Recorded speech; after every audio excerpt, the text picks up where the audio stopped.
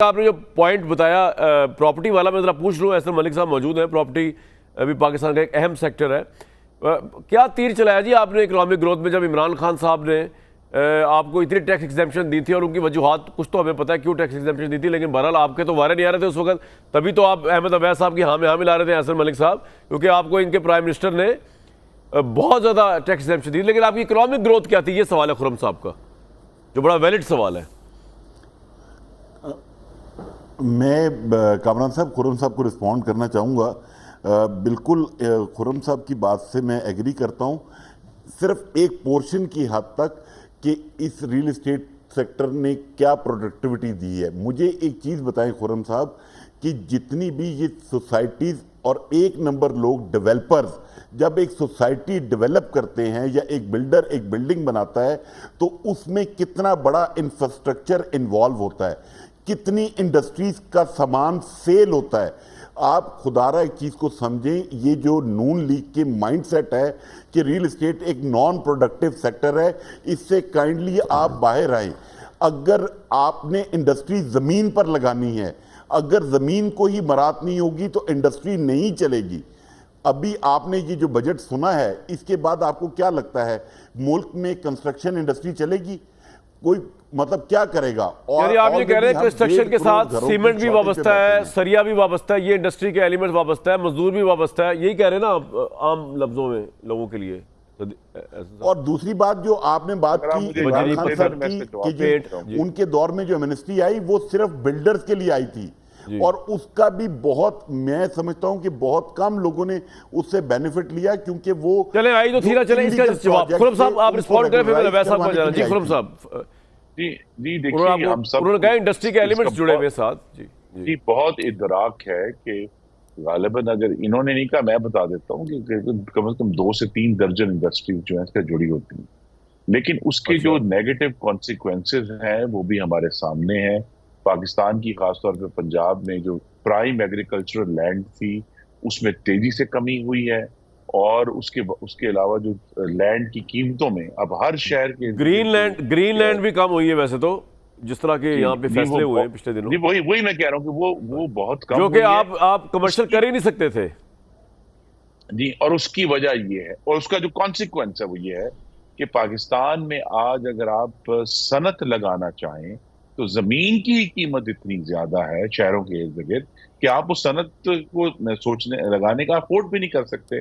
और मैं फिर कहूंगा कि ये ठीक है, इसमें मजदूरों को रोजगार मिलता है, इंडस्ट्रियां चलती हैं, लेकिन पाकिस्तान की जो लॉन्ग टर्म प्रोडक्टिविटी है और उसकी इकोनॉमिक ग्रोथ है, उसमें रियल एस्टेट की जो कंट्रीब्यूशन है उस पर अभी भी एक सवालिया निशान है। तो लिहाजा ये एक सेक्टर ऐसा है जिसको मौजूद, हाँ, लेकिन sir real estate important sector है, उसके साथ ही पाकिस्तान के लाखों लोगों का रोजगार है, उसको आप साइड लाइन तो नहीं कर सकते, मार्जिनलाइज भी नहीं कर सकते। नहीं करना चाहिए। लेकिन कामरान साहब, जो हजारों अरब रुपए इस सेक्टर का टर्नओवर है, अगर उसमें से कुछ टैक्स हुकूमत पाकिस्तान को मिल जाए तो बाकी पाकिस्तानियों के लिए भी जिंदगियां बेहतर होगी। राइट, पॉइंट आ गया आपका। अवैस साहब, how would you like to कि बेसिकली एक पॉलिटिकल स्टेबिलिटी भी बड़ी ज़रूरी होती है इन तमाम मामलात को चलाने के लिए, और अगर मैं पॉजिटिव सेंस में बात करूं तो इस दो चीज़ें, जी सवाल तो मेरा रह गया। मैं तो कह रहा था पॉलिटिकल स्टेबिलिटी के लिए अपना रोल भी प्ले करें आप। अगर पीपल्स पार्टी के साथ नहीं जा रही तो आप कहें चले जी बजट के ऊपर आपके साथ खड़े में और मजीद अवाम को रिलीफ दें, ये करें वो करें, मुज़ाकरात करते हैं। सिर्फ इमरान साहब की रिहाई के लिए ना मुज़ाकरात करें, मुल्क के लिए भी करें मुज़ाकरात। जी देखिए बात यह है, इस बजट में एक बहुत चीज़ का जो बहुत ज़्यादा ख्याल रखा जाता है, क्योंकि जो न्यू जनरेशन जो ग्रो अप कर रही है और जिसने आगे आके कल को पाकिस्तान को, मुल्क को संभालना होता है, आपने हेल्थ और एजुकेशन के ऊपर प्रायोरिटी में नहीं रखा इस दफ़ा भी। उसको देखें आप, जो हालात हैं जिसको रखा है वो सारी वो चीज़ें जहाँ से आप उनको खुश कर सकते थे वो तो करनी है, लेकिन जहाँ से कौम ने बिल्ट होना है आपकी, उसकी ये हेल्थ एंड एजुकेशन, जो आप कोई मुल्क उठा के देख लें जहाँ पे आज वो तरक्की के ऊपर एक जीने चढ़ते हुए जो है ऊपर तक पहुँच गए हैं, उन्होंने सबसे ज़्यादा प्रायोरिटी जो है वह हेल्थ एंड एजुकेशन को दी है।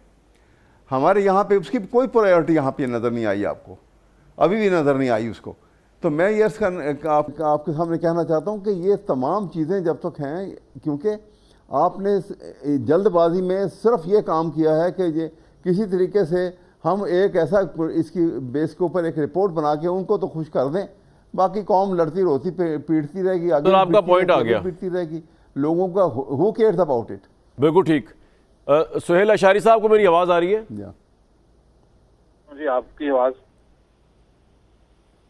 आ रही है, उम्मीद रखता हूँ कि आपको आ रही होगी, क्योंकि बिल्कुल आवाज़ आ रही है। जी लाशारी साहब ये बताइएगा कि अगर इन सिंपल वर्ड ये बताया जाए कि इस बजट के आने के बाद क्या आवाम के रिलीफ में इजाफा हुआ है, आवाम को महंगाई से थोड़ी रिलीफ मिलेगी, आवाम को मजीद चीज़ें उनको सस्ती मिलेंगी, या ऐसा कुछ नहीं है आपके नज़दीक? देखिए ऐसा कुछ भी नहीं है। रिलीफ कैसे मिलेगी? क्योंकि रिलीफ उस वक्त मिलती है जब आपकी प्रोडक्शन ज्यादा हो, आपके पास सरप्लस हो, और आपका तो बजट जो इस वक्त जो है वो IMF गाइडेड और IMF कंट्रोल्ड है, तो इसमें रिलीफ वाली तो कोई बात नहीं है। रिलीफ अगर आपको मिलेगी भी तो आइंदा 2-3 सालों के बाद अगर आपने अपना GDP ग्रोथ रेट बढ़ाया, जिसमें बहुत बड़ा जंप जो है वो आपको एग्रीकल्चर दे रहा है, मगर एग्रीकल्चर तो फूड सिक्योरिटी हो गई ना, उसके बाद असल चीज इस वक्त जो दुनिया है वो टेक्नोलॉजी बेस्ड चल रही है। जब तक आपकी टेक्नोलॉजी इंप्रूव नहीं होती हर सेक्टर लेकिन लाशारी साहब एक बात बताइए कि एक मुल्क जो कि मकरूज मुल्क है, IMF से डील करता हुआ मुल्क आ रहा है, उसके पास और कोई इस ऑप्शन क्या है? यहाँ पे गवर्नमेंट कोई भी होती तो आपके ख्याल में इससे अलावा कोई बजट आ सकता था? देखिए बजट बुनियादी तौर पे ना ये आपके एक्सपेंडिचर और रेवेन्यू जनरेशन को